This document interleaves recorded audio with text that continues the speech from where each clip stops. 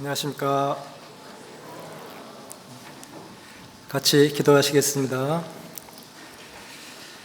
우리를 사랑하시는 하나님, 참으로 감사합니다. 주님의 그 보배로운 피로 우리의 모든 죄를 대속해 주시고 또 소망 가운데 살게 해주신 것 참으로 감사합니다. 또 우리에게 교회를 주시고 교회 가운데서 양육해 주시고 또 주님의 복음을 전할 수 있도록 인도해 주셔서 참으로 감사드립니다. 지금 이 시간에도 또 미국 동부 학예 수양회를 진행하고 있는 또 담임 목사님과 일행들, 또 주님이 함께해 주셔서 복음을 담대히 외치는 가운데 많은 영혼들이 구원받고 또 주님께 돌아올 수 있게 도와주시고, 지금 이 시간에도 또 전 세계와 또 국내에 복음이 전해지는 곳마다 주님이 함께해 주셔서 구원의 역사를 크게 이루어 주시기를 간절히 원하고 기도합니다. 오늘 또 수요 말씀으로 저희들을 말씀 앞에 모아주신 것 감사합니다. 말씀을 통해서 또 유익한 시간 될 수 있도록 은혜 베풀어 주시기를 간절히 원합니다. 우리를 사랑하시고 구원해 주신 예수님의 이름으로 감사하며 기도드렸습니다. 아멘. 마가복음 10장을 보겠습니다.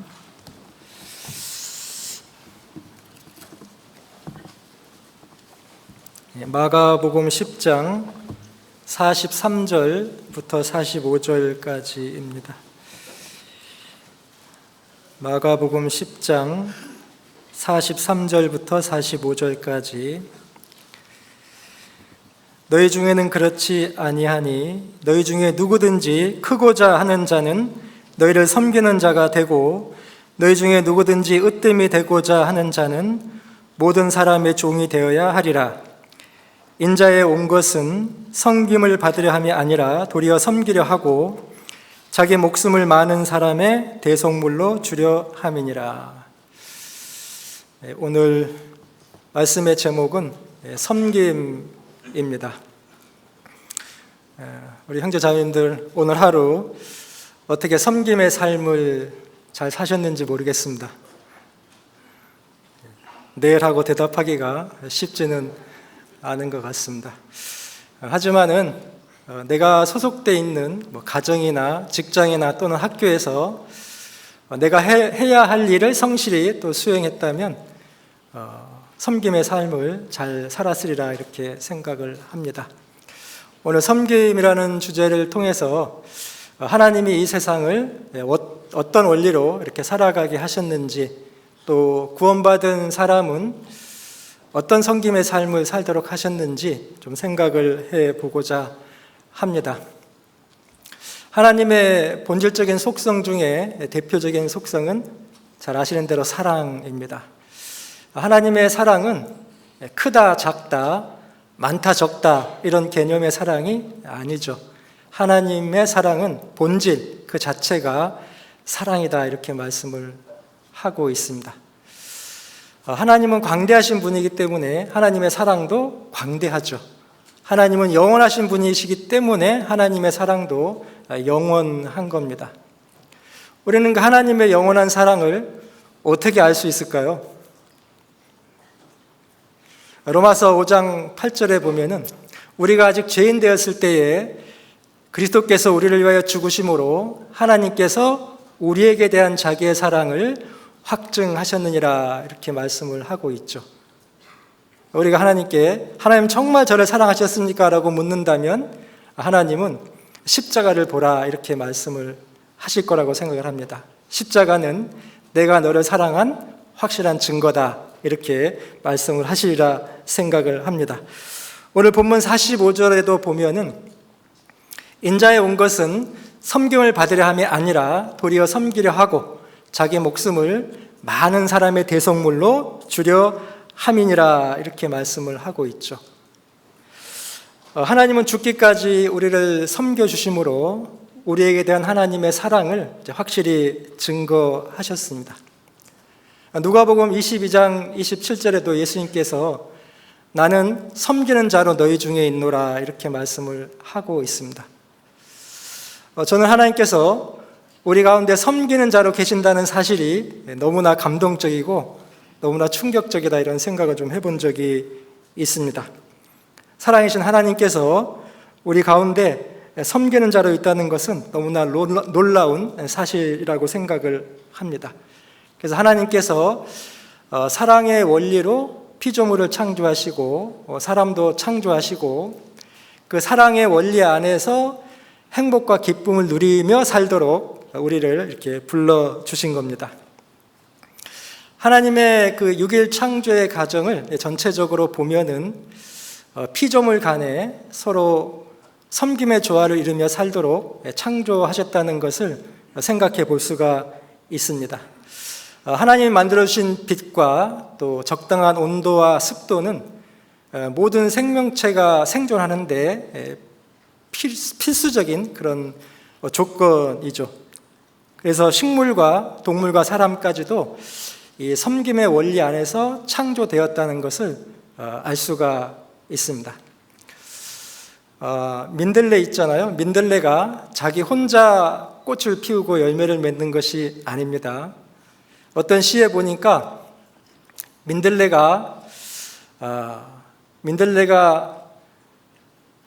한 송이를 자기가 피웠다면 하늘은 뭐가 되고 땅은 뭐가 되냐 이런 시가 있습니다.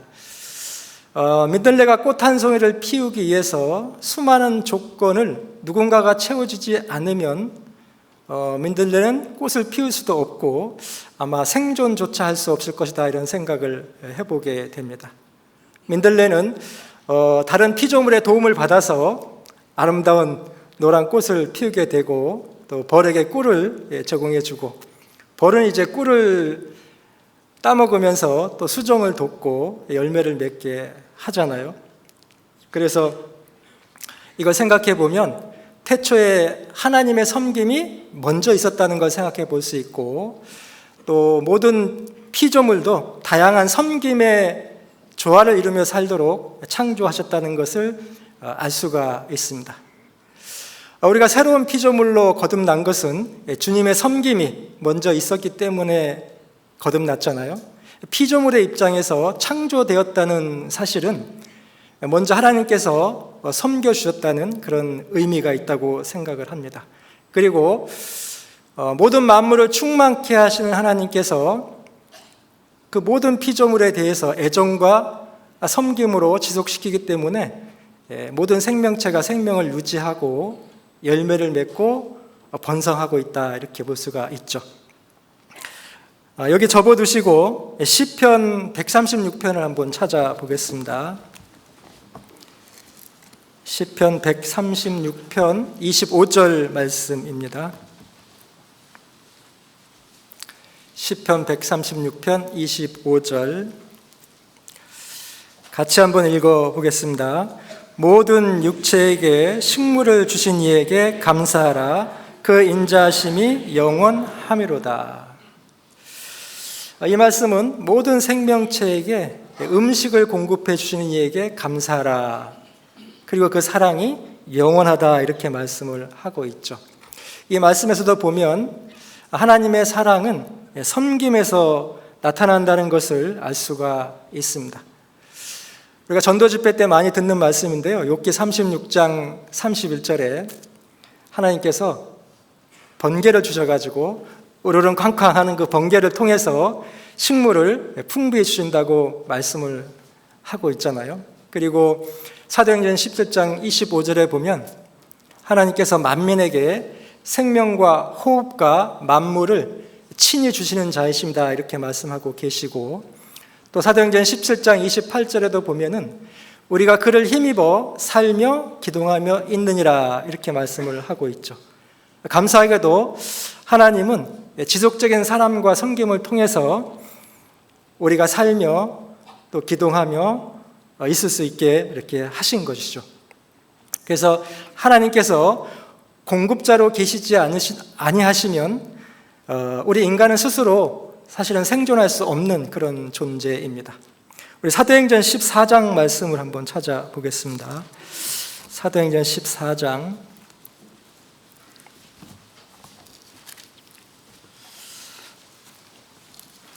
사도행전 14장 17절 말씀을 보겠습니다.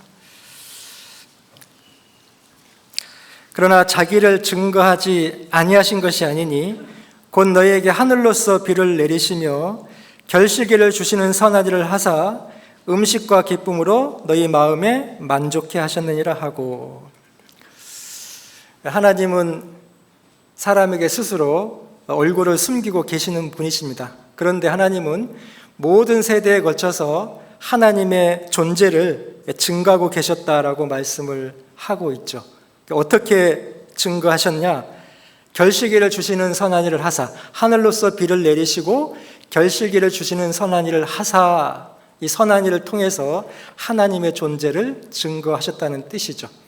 이 선한 일을 하셨다는 것은 우리를 섬겨주셨다는 의미가 이 속에 있습니다. 하나님은 우리의 의지와 상관없이 이른 비와 늦은 비를 내리시고 결실기를 주시는 그 선한 일을 통해서 그 음식과 기쁨으로 사람의 마음을 만족해 하셨다, 이렇게 되어 있죠. 우리가 음식을 먹고 배부르다 할 때 그것이 하나님의 계신 증거다, 이거를 말씀하고 있는 겁니다. 그리고 빌립보서 4장 19절에도 보면 그 풍성한 대로 너희 모든 쓸 것을 채우시리라, 이렇게 말씀을 하고 있죠. 하나님은 풍성한 대로 우리의 모든 쓸 것을 채우시고 더하시고 계신데, 우리가 하나님이 채우신다는 사실을 믿지 못하니까 염려하고 걱정하고 하나님을 온전히 섬기지 못하고 있는 겁니다. 그래서 우리를 창조하시고 우리의 모든 쓸 것을 채워주시는 것은 전적인 하나님의 사랑과 섬김의 은혜 때문이다라는 걸 우리가 알 수가 있습니다. 하나님은 광야에서 이스라엘 백성에게 매일매일 만나를 내리시고 또 반석을 쳐서 물을 공급하시고 낮에는 구름을 덮으셔서 시원하게 해주시고 밤에는 불로 따뜻하게 해주셨잖아요. 신명기 1장 33절에 보면 그는 너희 앞서 행하시며 장막 칠 곳을 찾으시며 밤에는 불로 낮에는 구름으로 너희 행할 길을 지시하신 자신이라, 이렇게 말씀을 하고 있습니다. 광야에서 장막 칠 곳을 모세가 찾은 것이 아니라 하나님이 찾으셨다라고 되어 있죠. 그리고 고아처럼 버려두지 아니하시고 너희 행할 길을 지시하신 자시다, 이렇게 말씀을 하고 있죠. 하나님의 그 애정어린 보살핌과 섬김이 없다면 광야는 인간 스스로 생존할 수 없는 곳입니다. 그래서 신명기 32장 10절에도 여호와께서 그를 항무지에서 짐승에 부르짖는 광야에서 만나시고 호위하시며 보호하시며 자기 눈동자같이 지키셨도다, 이렇게 말씀을 하고 있죠. 그러니까 광야에서도 하나님의 사랑이 어떻게 섬김으로 나타났는지를 우리가 말씀을 보면 잘 알 수가 있습니다. 하나님은 우리가 이 땅에 태어나서 살아갈 때 홀로 살아가도록 부르신 것이 아닙니다. 하나님이 이 세상을 움직이는 원리는 이제 섬김의 원리인데요. 그 섬김의 원리에 순응하며 살도록 우리를 불러주신 겁니다. 지금 지구상의 인구가 한 82억 좀 넘는데요. 이 82억의 모든 사람이 하나님은 서로 섬기며 살도록 사실은 하나님이 정하신 겁니다. 그래서 이 세상에서 전쟁이 있는 이유는 이 섬김의 원리에서 벗어나기 때문에 전쟁이 있다, 이렇게 생각이 됩니다. 하나님은 모든 인류에게 매일매일 일용할 양식을 공급해 주고 계시죠. 구약시대처럼 하늘에서 만나를 직접 내리시는 것은 아니죠. 섬기는 사람을 통해서 하나님이 매일매일 우리의 일용할 양식을 공급해 주고 있다는 것을 우리가 금방 알 수가 있습니다. 곡식이며 또 채소와 과일이며 또 온갖 그 양념들이 우리 식탁에 올라오기까지 농업에 종사하는 많은 분들의 수고가 있기 때문에 우리가 한 끼 식사를 할 수 있잖아요. 그래서 우리가 한 끼 식사를 하는 것이 되게 간단해 보이지만은 사실 그 한 끼 식사를 하기까지의 과정을 생각해 보면은 많은 분들이 그 섬김의 위치에서 일했기 때문이라는 것을 우리는 금방 알 수가 있어요. 그래서 뭐 식품 가공업에 종사하는 사람들도 있고 또 유통업에 종사하는 사람들도 있고 어떤 분들은 이제 병충해를 연구해 가지고 농약을 만드는 사람도 있고 또 농기계를 만드는 엔지니어도 있고 각자 맡은 역할을 성실히 수행했기 때문에 우리가 함께 식사를 할 수 있죠. 그 사람들의 입장에서 보면은 먹고 살기 위해서 일을 한 거겠지만 하나님의 입장에서 보면 나에게 한 끼 식사를 제공하기 위해서 그 사람들을 배치했다 이렇게 생각해 볼 수가 있습니다. 내가 땀을 흘려서 농사를 짓지 않아도 내가 병충해 방제를 위해서 뭔가 농약을 연구하지 않아도 내가 농기계를 만들지 않아도 그분들의 섬김으로 나는 한 끼 식사를 맛있게 해결할 수 있는 겁니다. 잠언 11장을 보겠습니다.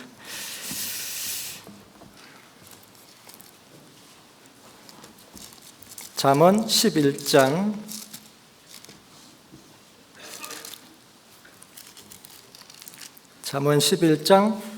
26절입니다.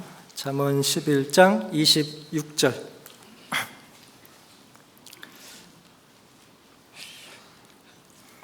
잠언 11장 26절도 같이 한번 읽어보겠습니다.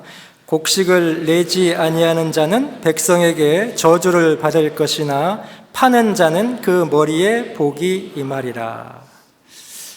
농부가 열심히 땀을 흘려서 농사를 짓는 이유는 이제 곡식을 파는 데 목적이 있잖아요. 농부가 농사를 지어서 곡식을 파는 것은 섬김의 원리에서 보면은 다른 사람을 섬기는 것과 같은 겁니다. 그리고 농부는 곡식을 팔아서 번 돈으로 또 자기가 필요한 생필품을 또 구입하겠죠. 그래서 이 잠언 11장 26절을 가만히 묵상해 보면은 섬김의 순환 구조를 잘 이해할 수 있는 그런 말씀입니다. 농부는 농사를 지어서 파는 것이 다른 사람을 섬기는 것이고 다른 사람은 그것을 또 구매해서 자기의 필요를 채우고 또 농부는 돈을 벌어서 또 내가 쓸 수 있는 뭔가를 사고 이것이 이제 섬김의 순환 구조다 이렇게 말씀드릴 수가 있습니다. 우리는 이제 매일매일 식사를 할 때마다 하나님께 감사의 기도를 하잖아요. 근데 왜 감사의 기도를 할까요? 사실은 이 모든 섬김의 과정을 통해서 하나님이 우리에게 일용할 양식을 공급해주고 있기 때문에 사실 우리는 감사 기도를 하는 겁니다. 내가 이 땅에 태어나서 한평생 살아가는 삶은 사실은 섬김을 받는 삶이다 이렇게 말씀을 드려도 과언이 아닐 거다 생각을 해봅니다. 내가 직접 집을 설계하고 짓지 않아도 내가 살 집을 어떤 사람이 설계하고 건축해 주죠. 그리고 내가 직접 가전제품을 만들지 않아도 누군가 연구해서 내게 필요한 가전제품을 만들어서 나에게 제공해 주는 분이 계시는 겁니다. 한번 생각해 보시죠. 내가 타고 다니는 자동차를 내가 어떻게 만들 수 있을까요? 내가 어떻게 기차를 만들고 내가 어떻게 비행기를 만들겠습니까? 내가 공학을 연구하지 않아도 어떤 사람이 공학을 연구해서 자동차를 만들고 기차를 만들고 비행기를 만들어 주기 때문에 나는 편안하게 여행을 할 수 있잖아요. 그래서 그분들은 모두 나를 섬기는 위치에 하나님이 배치해 두신 것이다 이렇게 말씀드릴 수가 있죠. 내가 아플 때 의학을 공부하고 연구해서 약을 만들고 치료 방법을 찾는 게 아니잖아요. 어떤 사람이 미리 의학을 공부하고 연구해서 약을 만들어 주었기 때문에 우리가 치료를 받을 수 있는 겁니다.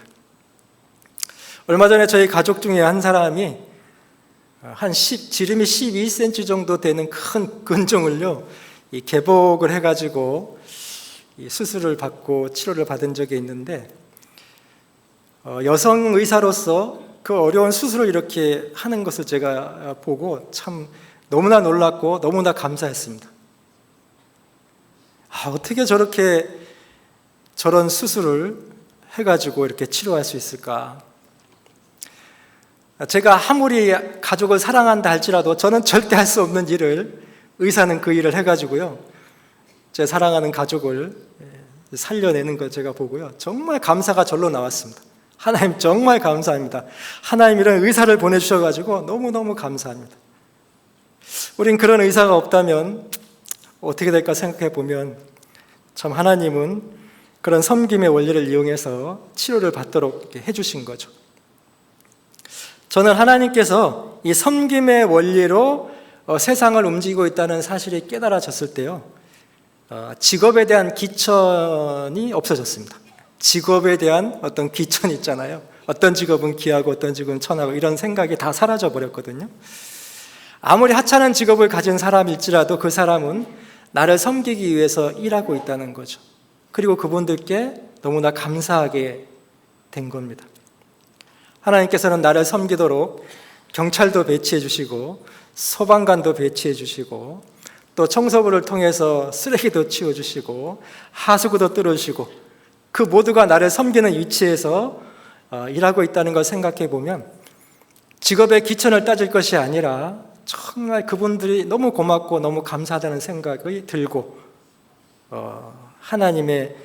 하나님께도 감사한 생각이 듭니다.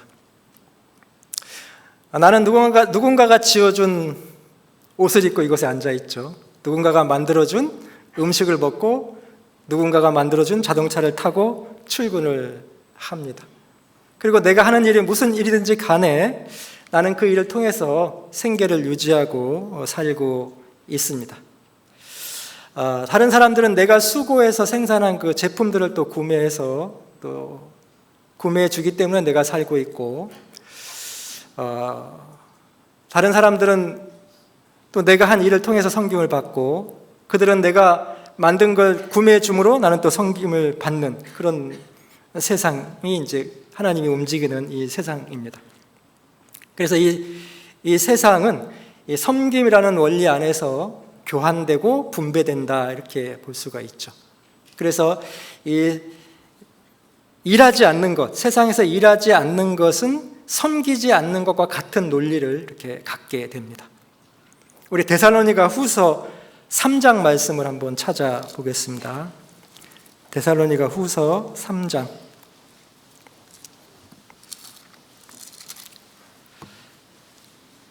10절 말씀입니다. 데살로니가 후서 3장 10절.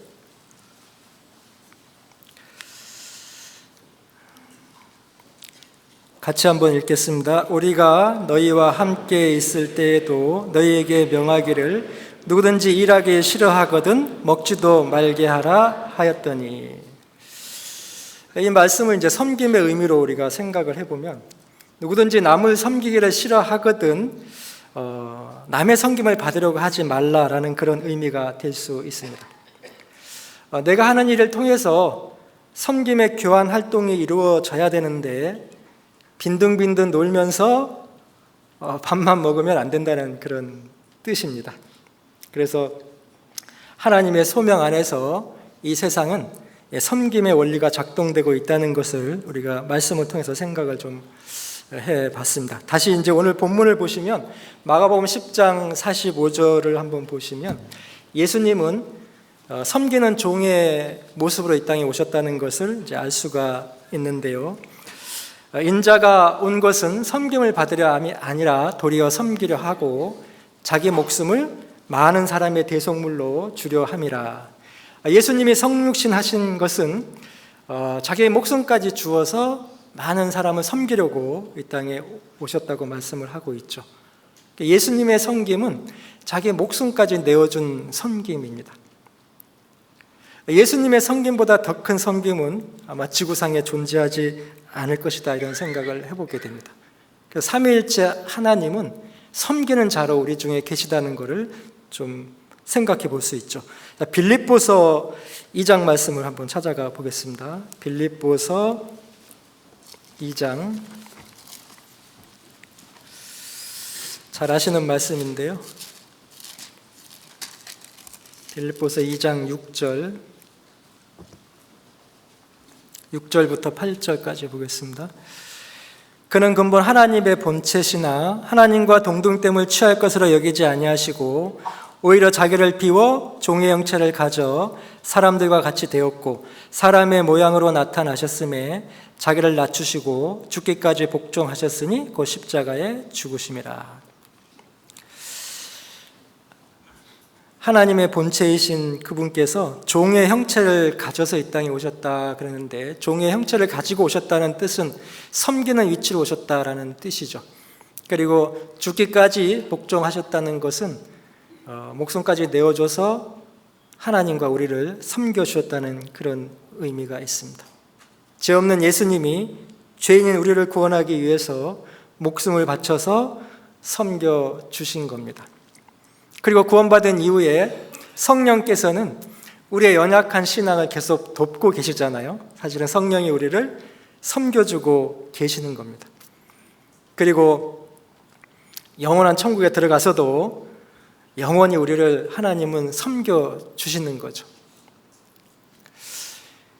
천국 집을 사람의 손으로 만든 것이 아니라고 성경에 기록되어 있죠. 하나님의 손으로 만드신 영원한 집, 우리를 위해서 하나님이 친히 만들어준 그 천국, 영원한 집, 그것도 우리를 섬기기 위한 하나님의 사랑이다라고 생각을 합니다. 그리고 천사들을 만든 목적이 뭔지 잘 아시죠? 물론 하나님의 부리는 종으로 만드셨는데, 두 번째는 구원 얻은 후사들을 섬기라고 천사들을 만들어 주셨잖아요. 그래서 누가복음 12장 37절에 보면은 내가 진실로 너희에게 이르노니 주인이 띠를 띠고 그 종들을 자리에 앉히고 나와 수종하리라. 아마 천국 가면은 우리가 이런 섬김을 받을 거다라는 생각을 해보는데, 여기 수종하리라 이 말은 이제 섬긴다는 그런 뜻이죠. 그래서 왜 주님은 우리를 그토록 섬겨주실까? 우리가 주님의 섬김을 받을 자격이 있을까? 있을까요? 없을까요? 네, 하나도 없죠. 그런데 왜 주님은 그렇게 우리를 섬겨주실까? 그 이유를 생각해 보면 예수님의 중심에 영원히 꺼지지 않는 뜨거운 사랑이 있기 때문이다, 이렇게 말할 수밖에 없습니다. 그래서 구약과 신약은 사랑하라, 이것이 온 율법과 선지자의 강령이다, 이렇게 말씀을 하고 있죠. 우리 마태복음 22장으로 또 가보겠습니다. 마태복음 22장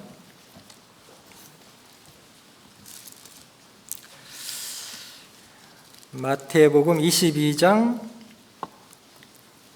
37절부터 40절까지 보겠습니다.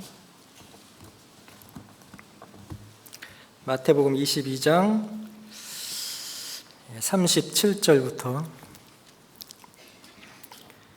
예수께서 가라사대 네 마음을 다하고 목숨을 다하고 뜻을 다하여 주 너의 하나님을 사랑하라 하셨으니 이것이 크고 첫째 되는 계명이요 둘째는 그와 같으니 네 이웃을 네 몸과 같이 사랑하라 하셨으니 이 두 계명이 온 율법과 선지자의 강령이니라.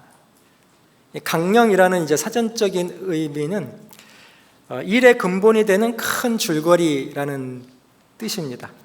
그러니까 온 율법과 선지자의 근본은 사랑이다라는 것을 말씀을 하고 있는 겁니다. 요한복음 15장 12절에 보면 예수님께서 내 계명은 곧 내가 너희를 사랑한 것 같이 너희도 사랑하라 하는 이것이니라, 이렇게 돼 있죠. 그러니까 예수님의 계명은 사랑하라, 이것이 이제 예수님이 우리에게 주신 계명입니다. 왜 온 율법과 선지자의 강령이 사랑일까? 이걸 좀 생각해 보면 율법의 속성은 하나님을 나타내죠. 온 율법과 선지자의 강령을 한 단어로 압축하면 뭐가 될까요?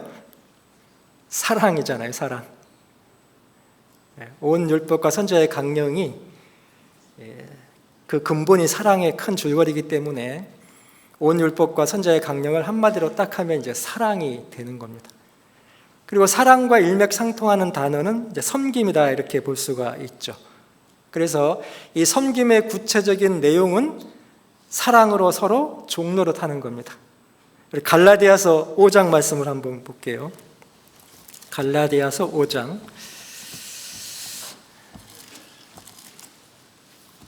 13절 말씀입니다. 갈라디아서 5장 13절. 이 말씀도 같이 읽어보겠습니다. 형제들아, 너희가 자유를 위하여 부르심을 입었으나 그러나 그 자유로 육체의 기회를 삼지 말고 오직 사랑으로 서로 종노릇 하라. 앞에서 섬김은 사랑의 증거라고 이렇게 말씀을 드렸는데요. 이 순종이 믿음을 증거하듯이 이 섬김은 사랑을 증거한다, 이렇게 볼 수가 있습니다. 물론 순종보다 믿음이 앞서야 되고 섬김보다는 사랑이 앞서야 되는 것은 당연한 겁니다.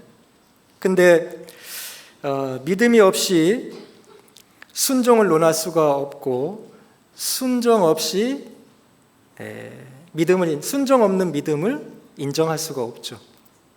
그래서 사랑 없이 섬김을 논할 수가 없고, 섬김이 없는 사랑은 인정할 수가 없는 겁니다. 우리 잘 아시는 고린도전서 13장은 이제 사랑장이잖아요. 이 사랑장을 섬김의 개념에서 보면 사랑의 섬김이 없다면은 아무것도 아무 유익도 없다는 그런 뜻이거든요. 고린도전서 13장으로 한번 가볼까요? 고린도전서 13장 1절부터 한번 3절까지 한번 보겠습니다. 내가 사람의 방언과 천사의 말을 할지라도 사랑이 없으면 소리나는 구리와 울리는 꽹과리가 되고, 내가 예언하는 능이 있어 모든 비밀과 모든 지식을 알고 또 산을 옮길 만한 모든 믿음이 있을지라도 사랑이 없으면 내가 아무것도 아니요. 여기 세 구절에서 반복되는 단어는 사랑이 없으면 아무것도 아니고 아무 유익이 없다는 겁니다. 그러니까 사랑의 수고가 아닌 수고는 자신에게나 타인에게나 아무 유익을 줄 수 없다는 그런 말씀이죠. 그래서 이 사랑의 섬김이 아니면, 사랑으로 서로 종노릇하지 않으면 육체가 원하는 탐욕 때문에 온전한 섬김의 삶을 살기가 어렵습니다. 그래서 사랑은 온 율법과 선지자의 강령입니다. 성경학자들이 말하기를 성경에는 613가지의 율법이 있다, 이렇게 말하잖아요. 그래서 하지 말라라는 율법이 365가지, 하라라는 율법이 248가지. 근데 하라라는 율법은 사랑으로 섬기라는 율법입니다. 그리고 하지 말라라는 율법은 사랑으로 섬기는 것에서 벗어나지 말라는 그런 율법이죠. 죄의 정의는 불법이지만 결국 죄는 사랑의 섬김에서 이탈하는 그 마음과 행동을 말한다, 이렇게 볼 수가 있습니다. 그래서 사랑으로 섬기지 않는 모든 것은 사실은 죄가 되는 겁니다. 하나님은 사랑에 기초한 섬김을 살도록 우리를 부르셨는데, 하나님의 섬김에서, 하나님의 섬김의 원리에서 이탈하고 또 소명의 한계를 벗어나기 때문에 결국 세상은 말세에 고통하는 때가 오게 되는 겁니다. 그래서 나의 삶 속에서 사랑의 섬김이 온전히 이루어진다면 성경에서 말하는 그리스도의 법을 성취할 수 있으리라 생각을 합니다. 우리 성경 갈라디아서 6장으로 한번 가보겠습니다. 갈라디아서 6장 2절입니다. 갈라디아서 6장 2절. 2절 말씀도 같이 한번 읽어보겠습니다. 너희가 짐을 서로 지라, 그리하여 그리스도의 법을 성취하라. 주님 안에서 형제 자매님들이 또 다른 형제 자매들의 짐을 서로 나누어지는 것도 사랑으로 섬기는 중요한 일이다라고 생각을 합니다. 여기 너희가 서로 짐을 서로 지라, 짐을 서로 지라, 이렇게 말씀을 하고 있는데, 이것의 이제 성경적인 의미는 이런 겁니다. 어떤 형제가 교회에서 열심히 일을 하다가 큰 실수를 해서 교회에 큰 손해를 입혔다고 생각을 해봅시다. 그러면은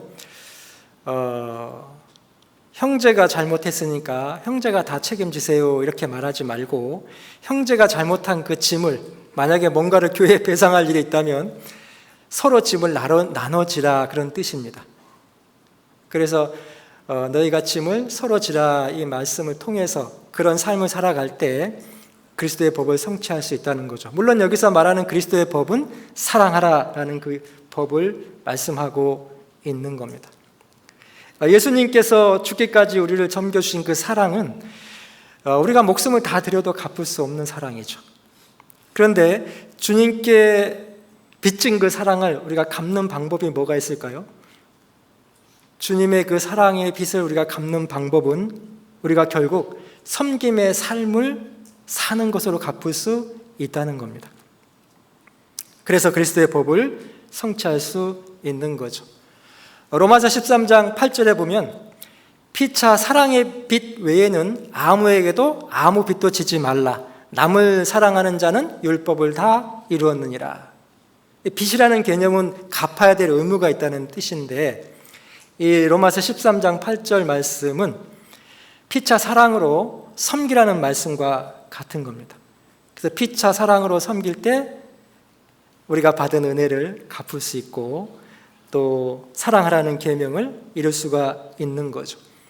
로마서 13장 10절에도 사랑은 이웃에게 악을 행치 아니하나니, 그러므로 사랑은 율법의 완성이라, 이렇게 말씀을 하고 있죠.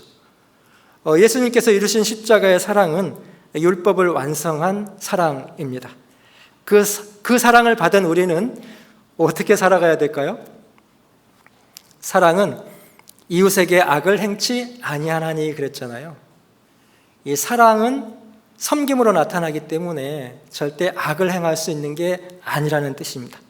그러므로 이 사랑 안에서 온전한 섬김의 삶은 사실은 그리스도의 법을 성취하는 것이고, 아까 로마서 13장 8절에 있듯이 남을 사랑하는 자는 율법을 다 이루었느니라. 그러므로 사랑은 율법의 완성이라. 그래서 사랑으로 섬기는 것은 결국은 율법의 요구를 이루는 것과 같다는 뜻이죠.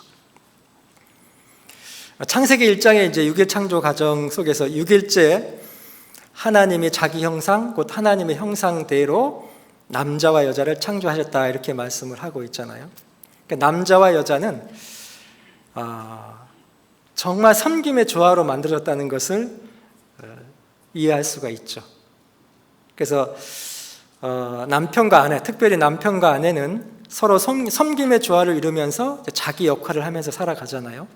남편은 사랑으로 아내를 섬기고, 아내는 돕는 배필로 남편을 섬기고, 또 부모는 이제 자녀를 기를 때 주의 교양과 훈계로 양육을 하면서 섬기고, 자녀는 순종으로 섬기고, 그 사랑과 섬김을 통해서 또 새로운 생명도 탄생하고, 이것이 이제 하나님이 우리를 가정으로 부르신 소명의 원리이기도 하죠. 그런데 이 섬김의 위치를 이탈하면 이제 불법이 되고 죄가 되는 겁니다. 그래서 부부가 서로 사랑해서 섬겨야 될 부부가 외도를 하거나 강포를 행하면 이제 불법이 되고 죄가 되고, 또 원치 않는 임신이라고 해가지고 아이를 낙태하는 것도 이게 이제 죄가 되는 겁니다. 그리고 섬기라고 주신 직업을 이제 산부인과 의사가 그 낙태 시술을 하는 것도 사실은 합당치 않은 죄가 되는 거죠. 그래서 자기 몸처럼 사랑해야 될 이웃을 섬기지 못하고 사기를 친다거나 안 좋은 마약을 판다거나 어떤 타인의 인생을 망치게 하고 파괴하는 것은 다 섬김에서 이탈하는 것이고 죄가 되는 겁니다. 그래서 우리가 성경에서 십계명을 보면은요, 이 십계명은 사랑으로 섬긴다는 것이 무엇인지를 잘 알게 해주는 그런 말씀입니다. 그래서 십계명은 섬기는 대상이 누군지, 섬길 때 마음과 태도는 어떠해야 되는지를 잘 나타내주고 있죠. 그래서 십계명의 1계명부터 4계명까지는 하나님을 사랑하고 하나님을 섬기라는 계명이잖아요. 그리고 5계명부터 10계명까지는 이제 이웃을 사랑하고 이웃을 섬기라는 계명입니다. 우리가 이 10계명을 통해서 섬김의 원리가 깨달아지면 사실은 죄를 멀리할 수 있습니다.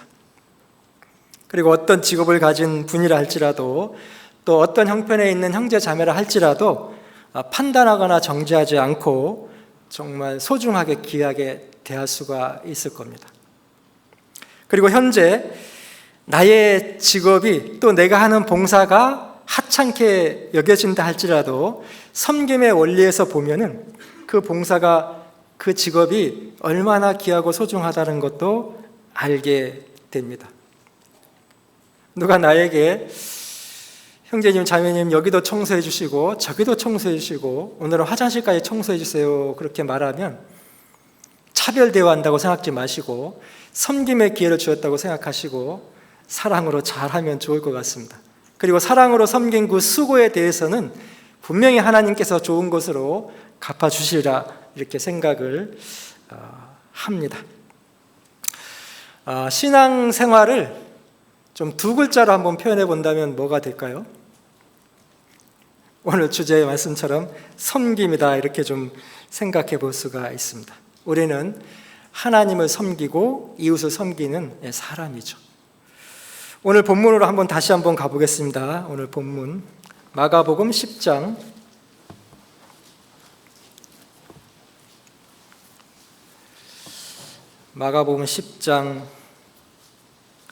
43절 44절 한번 보겠습니다. 너희 중에는 그렇지 아니하니 너희 중에 누구든지 크고자 하는 자는 너희를 섬기는 자가 되고 너희 중에 누구든지 으뜸이 되고자 하는 자는 모든 사람의 종이 되어야 하리라. 구원받고 나면은 잘 살고 싶은 마음이 있잖아요. 그리고 주님께 크게 쓰임받고 싶은 마음도 있죠.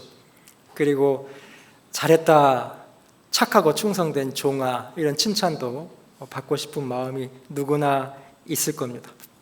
그런데 하나님과 사람 앞에서 가장 신앙생활을 잘하는 사람은 어떤 사람일까?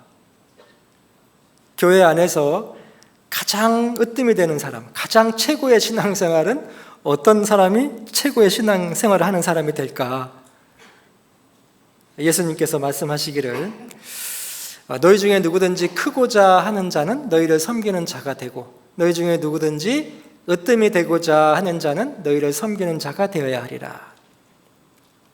예수님은 제가 뒤에 말씀을 잘못 드린 것 같은데 너희 중에 누구든지 으뜸이 되고자 하는 자는 모든 사람의 종이 되어야 하리라 이렇게 말씀을 제가 안 드렸죠? 네. 제가 암송하다가 뒤에가 헷갈린 것 같아요. 예수님께서 누구든지 으뜸이 되고자 하는 자는 모든 사람의 종이 되어야 하리라 이렇게 말씀하셨죠.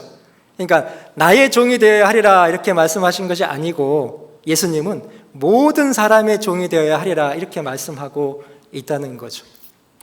그래서 예수님이 가장 원하시는 것이 뭘까 생각해 보면 모든 사람이, 모든 형제 자매님들이 서로 섬김의 이치에서 섬기면서 살아가기를 원하고 있다는 걸 알 수가 있죠. 그래서 신앙생활을 가장 잘하고 싶다, 내가 최고의 으뜸이 되는 사람이 되고 싶다 그러면 섬기는 자가 되고 모든 사람의 종이 되어야 한다는 것을 예수님이 말씀하고 계신 겁니다. 그리고 하나님께서 우리를 먼저 구원해 주신 것은 특별한 삶을 살아가게 하기 위해서 우리를 구원해 주신 겁니다. 우리 시편 50편으로 가보겠습니다. 시편 50편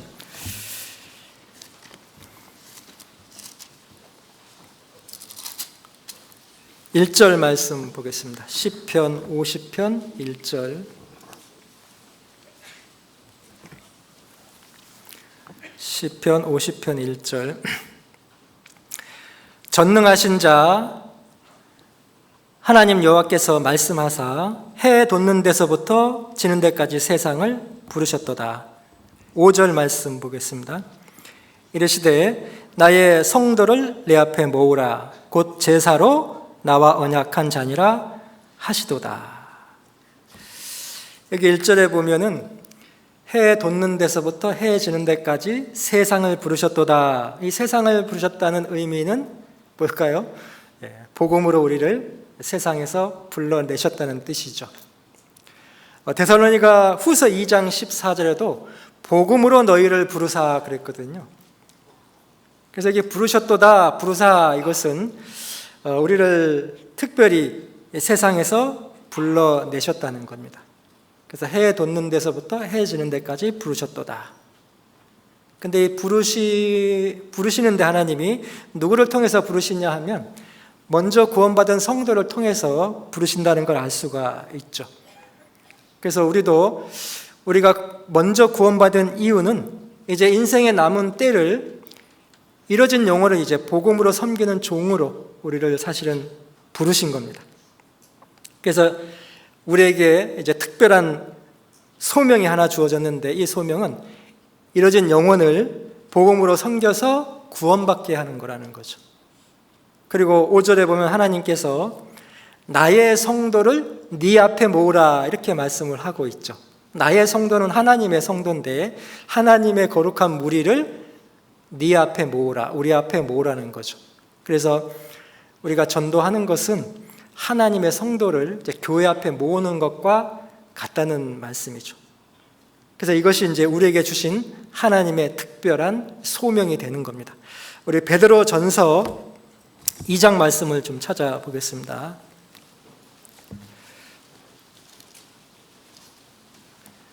베드로전서 2장 9절입니다. 베드로전서 2장 9절. 오직 너희는 택하신 족속이요 왕 같은 제사장들이요 거룩한 나라요 그의 소유된 백성이니 이는 너희를 어두운 데서 불러내어 그의 기이한 빛에 들어가게 하신 자의 아름다운 덕을 선전하게 하려 하심이라. 여기 이제 어두운 데서 불러내어라는 말씀을 하고 있는데, 이 말씀은 하나님의 특별한 소명으로 이 어두운 세상 가운데서 우리를 특별히 구별해 주셨다는 그런 뜻입니다. 잘 아시는 대로 이제 교회라는 그 뜻이 헬라어로 에클레시아 이렇게 이제 부르는데, 이 에크는 밖으로라는 뜻이고 레시아는 이제 불러내다 이런 뜻이잖아요. 그래서 교회는 그 어두운 세상에서 우리를 밖으로 불러낸 무리가 이제 교회잖아요. 그리고 우리를 교회로 불러내신 목적은 우리를 구원하신 그 아름다운 덕을 이제 선전하게 하려 하심이라, 이렇게 말씀을 하고 있죠. 그래서 우리에게 특별한 소명을 주셨는데, 그 이뤄진 영혼들에게 복음을 전해서 구원하라고 성도를 하나님 앞에 모으라는 특별한 사명을 우리에게 주신 겁니다. 바울은 하나님이 맡겨주신 그 전도의 사명을 자랑스럽게 생각했고, 그 전도를 위해서 자기 목숨을 아끼지 않고 버렸던 그런 사도죠. 우리 고린도전서 9장으로 한번 가보겠습니다. 고린도전서 9장 19절 말씀 보겠습니다. 고린도전서 9장 19절. 찾았으면 같이 읽어보겠습니다. 내가 모든 사람에게 자유하였으나 스스로 모든 사람에게 종이 된 것은 더 많은 사람을 얻고자 함이라. 사도 바울은 모든 사람에게 자유한 사람이었죠. 구속받을 이유가 없는 사람이었다는 뜻입니다. 그런데 사도 바울은 모든 사람에게 스스로 종이 되었다라고 말씀을 하고 있죠. 종이 된 이유는 더 많은 사람을 얻고자 함이라, 이렇게 말씀을 하고 있습니다. 그래서 한 사람이 주님께 돌아오기까지 우리가 어떤 마음과 태도로 그 이루어진 영혼을 섬겨야 되는지를 잘 알 수 있는 말씀이 이 19절 말씀입니다. 그래서 우리가 전도가 안 된다고만 말하지 말고 우리가 바울처럼, 예수님처럼 사랑으로 그 이루어진 영혼들을 섬기고 있는지 우리 자신을 한번 돌아볼 필요가 있겠다, 이런 생각을 해봅니다. 고린도후서 4장 5절에도 보면은 우리가 우리를 전파하는 것이 아니라 오직 그리스도 예수의 주 되신 것과 또 우리가 예수를 위하여 너희의 종된 것을 전파함이라. 바울은 오직 그리스도 예수의 주 되신 것을 전파했습니다. 그리고 그 예수를 위해서 복음의 종이 된 것을 전파했다, 이렇게 말씀을 하고 있죠. 그래서 바울처럼 구원받은 사람의 삶의 목적은 그 이뤄진 영혼들을 섬기는 것이 이제 목적입니다.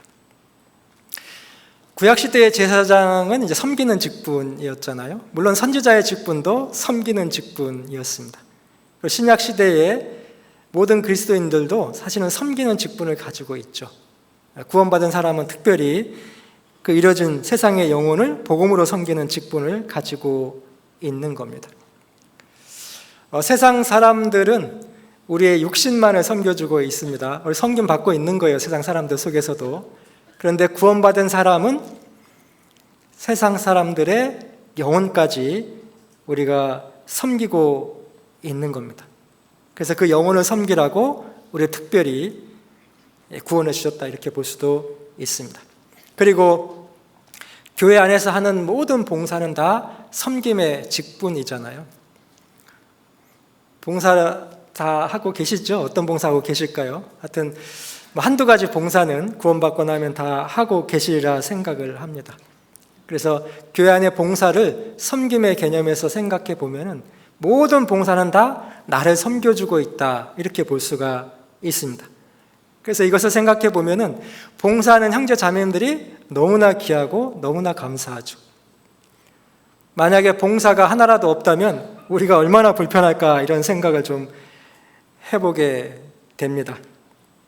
그래서 말씀 전하는 사람은 이제 말씀으로 섬기는 거고, 듣는 분들은 듣는 것으로 섬기는 거고, 주방에서 일하는 자매님들은 음식으로 섬기는 거고, 방송으로 섬기는 거고, 안내로 섬기는 거고, 또 찬양하시는 분들은 찬양으로 섬기는 거고. 저는 환경조경부를 맡고 있는데 환경조경부는 청소하고 하단 꾸미고, 또 시설은 또 시설로 섬기고. 그래서 이 교회 안에서 보이는 곳이나 보이지 않는 곳에서 이루어지는 모든 봉사는 사실 다 나를 위한 섬김이 이루어지고 있다는 거죠. 그래서 이 봉사 중에 하나라도 없다면 얼마나 우리가 불편할까 생각해 보면은 너무나 감사하고, 또 교회 안에서 하는 모든 봉사의 최종은 하나님을 섬기는 봉사입니다. 로마서 12장 11절에 보면 부지런하여 게으르지 말고 열심을 품고 주를 섬기라 그랬잖아요. 형제 자매들에게 하는 모든 봉사는 최종적으로 주님을 섬기는 봉사가 되는 겁니다. 그래서 구원받은 이후에 우리가 섬김의 삶을 잘 살았는지 아니면 섬김의 삶을 잘 못 살았는지 이제 머지않아 하나님 앞에서 평가를 받게 될 겁니다. 우리 마지막으로 말라기 3장 말씀을 한번 찾아보겠습니다. 말라기 3장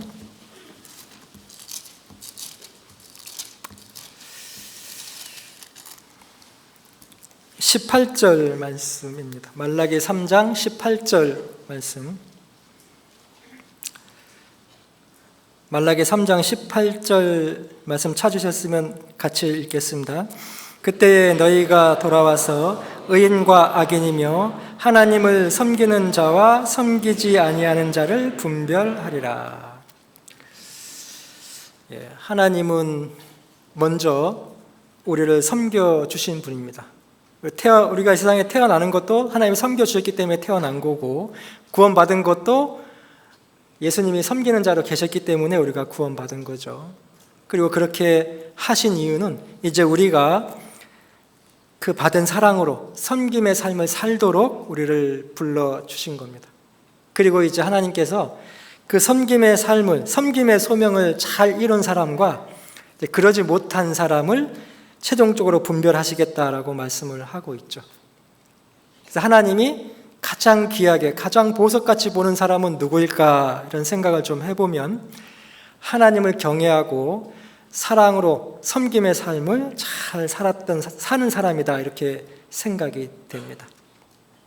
특별히 복음을 전하기 위해서 그 이뤄진 영혼들을 복음으로 잘 섬긴 사람은 분명히 궁창의 별과 같이 영원토록 아마 빛날 것이다, 이런 생각을 해보게 됩니다.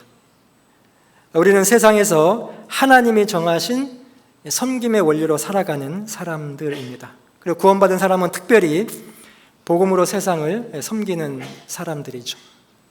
그리고 우리가 복음으로 세상에 이루어진 영혼들을 섬긴다는 것이 얼마나 가치 있고 얼마나 귀중한지를 알게 된다면 우리의 삶이 분명히 달라지리라 이렇게 생각을 해보게 됩니다.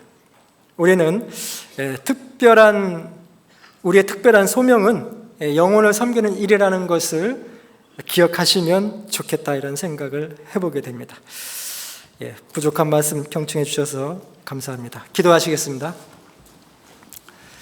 하나님 감사합니다. 오늘 섬김이라는 주제의 말씀을 통해서 또 우리가 어떻게 서로 섬기며 살아야 될지, 또 우리에게 주어진 그 이뤄진 영혼들을 어떻게 복음으로 섬겨야 될지 돌아보는 시간을 갖게 되었습니다. 여기 계신 모든 또 형제 자매님들, 주님께 받은 그 사랑으로 섬김의 삶을 온전히 살다가 주님 앞에 부끄럽지 않게 설 수 있도록 인도해 주시기를 또 간절히 원하고 기도합니다. 함께해 주신 주님께 다시 한번 감사드리며 우리를 구원해 주신 예수님의 이름으로 감사하며 기도드렸습니다. 아멘. 은혜